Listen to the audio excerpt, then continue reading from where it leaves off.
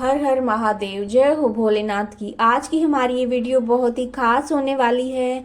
आज हम एक नई सीरीज आपके लिए लेकर आए हैं जिसमें द्वादश ज्योतिर्लिंग यानी कि भगवान शिव के जो 12 ज्योतिर्लिंग हैं उनका प्रादुर्भाव किस प्रकार से हुआ है उसकी कथाएं लेकर हम आएंगे। और जो 12 जो ज्योतिर्लिंग हैं इनके दर्शन करने से, इनके प्रादुर्भाव की जो कथा है उसका श्रवण करने से जन्म जन्म के पाप नष्ट हो जाते हैं और सभी दुख कष्ट दूर हो जाते हैं। तो आज हम प्रथम ज्योतिर्लिंग जो कि सोमनाथ है उसके प्रादुर्भाव की जो कथा है उसकी कथा और उसकी जो महिमा है उसका आप श्रवण करेंगे। तदंतर कपिला नगरी के कालेश्वर, रामेश्वर आदि की महिमा बताते हुए सूत जी ने समुद्र तट पर स्थित गोकर्ण क्षेत्र के शिवलिंगों की महिमा का वर्णन किया। फिर महाबल नामक शिवलिंग का अद्भुत महात्म सुनाकर अन्य बहुत से शिवलिंगों की विचित्र महात्म कथा का वर्णन करने के पश्चात ऋषियों के पूछने पर वे ज्योतिर्लिंगों का वर्णन करने लगे।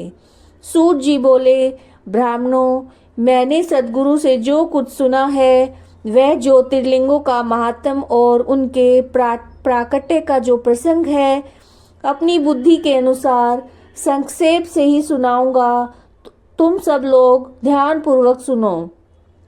मुने, ज्योतिर्लिंगों में सबसे पहले सोमनाथ का नाम आता है, अतः पहले उन्हीं के महात्म को सावधान होकर सुनो। मुनीश्वरों, महामना प्रजापति दक्ष ने अपनी अश्विनी आदि 27 कन्याओं का विवाह चंद्रमा के साथ किया था। चंद्रमा को स्वामी के रूप में पाकर वे दक्ष कन्याएं विशेष शोभा पाने लगी तथा चंद्रमा भी उन्हें पत्नी के रूप में पाकर निरंतर सुशोभित होने लगे। उन सब पत्नियों में जो रोहिणी नाम की पत्नी थी, एकमात्र वही चंद्रमा को जितनी प्रिय थी उतनी दूसरी कोई भी पत्नी कदापि प्रिय नहीं हुई। इससे दूसरी स्त्रियों को बड़ा दुख हुआ। वे सब अपने पिता की शरण में गई और वहां जाकर उन्होंने जो भी दुख बताया उसे पिता को उन्होंने निवेदन किया। द्विजो, वह सब सुनकर दक्ष भी दुखी हो गए और चंद्रमा के पास जाकर शांति पूर्वक बोले। दक्ष ने कहा, कलानिधे, तुम निर्मल कुल में उत्पन्न हुए हो। तुम्हारे आश्रम में रहने वाली जितनी भी स्त्रियां हैं उन सब के प्रति तुम्हारे मन में न्यूनाधिक भाव क्यों है, यानी कि किसी के लिए कम और किसी के लिए ज्यादा प्रेम भाव क्यों है? तुम किसी को अधिक और किसी को कम प्यार करते हो। अब तक जो किया सो किया, अब आगे फिर कभी ऐसी विषमता पूर्ण जो बर्ताव है वो मत करना, क्योंकि उसे नरक देने वाला बताया गया है।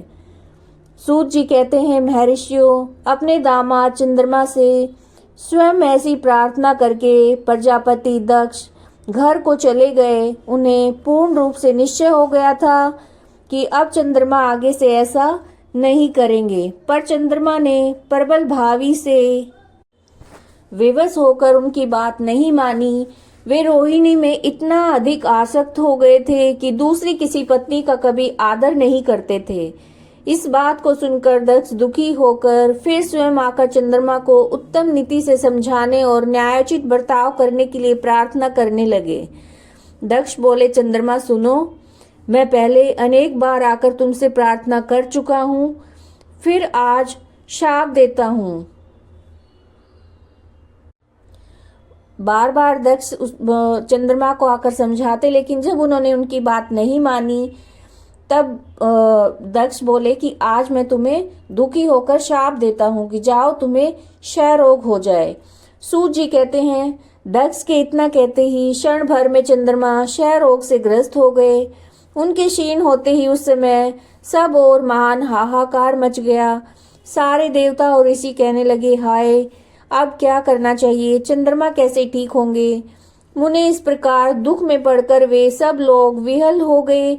चंद्रमा ने इंद्र आदि सब देवता और ऋषियों को अपनी अवस्था सूचित की।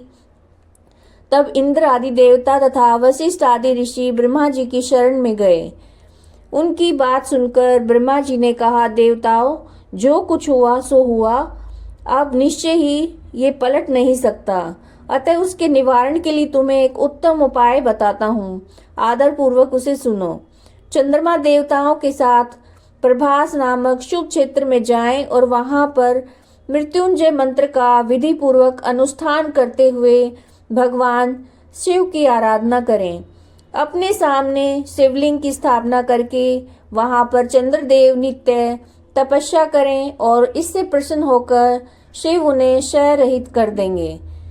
तब देवता और ऋषियों के कहने पर ब्रह्मा जी की आज्ञा के अनुसार चंद्रमा ने वहां 6 महीने तक निरंतर तपस्या की। मृत्युंजय मंत्र से भगवान वृषभ ध्वज का पूजन किया। 10 करोड़ मंत्र का जप और मृत्युंजय ध्यान करते हुए चंद्रमा वहां पर स्थिर चित होकर लगातार खड़े रहे। उन्हें तपस्या करते देखकर भक्त वत्सल भगवान शंकर प्रसन्न होकर उनके सामने प्रकट हो गए और अपने भक्त चंद्रमा से बोले।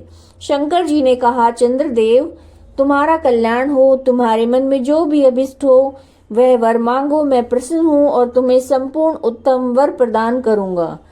चंद्रमा बोले, देवेश्वर, यदि आप प्रसन्न हैं तो मेरे लिए क्या असाध्य हो सकता है। तथापि प्रभु शंकर, आप मेरे शरीर के क्षय रोग का निवारण कीजिए। मुझसे जो अपराध बन गया है आप उसे क्षमा कीजिए प्रभु। शिवजी ने कहा, चंद्रदेव, एक पक्ष में प्रतिदिन तुम्हारी कला क्षीण हो और दूसरे पक्ष में फिर वह निरंतर बढ़ती रहे। तदंतर चंद्रमा ने भक्ति भाव से भगवान शंकर की स्तुति की और इससे पहले निराकार होते हुए भी वे भगवान शिव फिर साकार हो गए। देवताओं पर प्रसन्न होकर उस क्षेत्र के महात्म को बढ़ाने तथा चंद्रमा के यश का विस्तार करने के लिए भगवान शंकर उन्हीं के नाम पर वहां पर सोमेश्वर नाम से सोमेश्वर कहलाए और सोमनाथ के नाम से तीनों लोकों में विख्यात हुए। ब्राह्मणों, सोमनाथ का पूजन करने से वे उपासक के क्षय और कोढ़ आदि रोगों का नाश कर देते हैं। ये चंद्रमा धन्य हैं, कृत करते हैं जिनके नाम से तीनों लोकों के स्वामी साक्षात भगवान शंकर भूतल को पवित्र करते हुए प्रभास क्षेत्र में विद्यमान हैं। वहीं संपूर्ण देवताओं ने सोम कुंड की भी स्थापना की, जिसमें शिव और ब्रह्मा सदा निवास माना जाता है। शिव जी और जो भगवान ब्रह्मा जी हैं उनका उस कुंड में निवास माना जाता है। चंद्र कुंड इस भूतल पर पाप नाशन तीर्थ के रूप में प्रसिद्ध है। जो मनुष्य उसमें स्नान करता है वह सब पापों से मुक्त हो जाता है। क्षय आदि जो भी असाध्य रोग हों सब उस कुंड में 6 मास तक स्नान करने मात्र से नष्ट हो जाते हैं। मनुष्य जिस फल के उद्देश्य से इस उत्तम तीर्थ का सेवन करता है उस फल को सर्वथा प्राप्त कर लेता है, इसमें संशय नहीं है। चंद्रमा निरोग होकर अपना पुराना कार्य संभालने लगे। इस प्रकार मैंने सोमनाथ की उत्पत्ति का सारा प्रसंग तुम्हें सुना दिया है। मुनीश्वरों, इस तरह सोमेश्वर लिंग का प्रादुर्भाव हुआ और जो मनुष्य सोमनाथ के प्रादुर्भाव की इस कथा को सुनता है, दूसरों को सुनाता है, वह संपूर्ण अभिष्ट को पाता है और उसके सभी पापों से उसकी मुक्ति हो जाती है। अगर आपको ये वीडियो पसंद आई है तो लाइक कीजिएगा, शेयर कीजिएगा, चैनल को सब्सक्राइब कीजिएगा और कमेंट में हर हर महादेव जरूर लिखिएगा।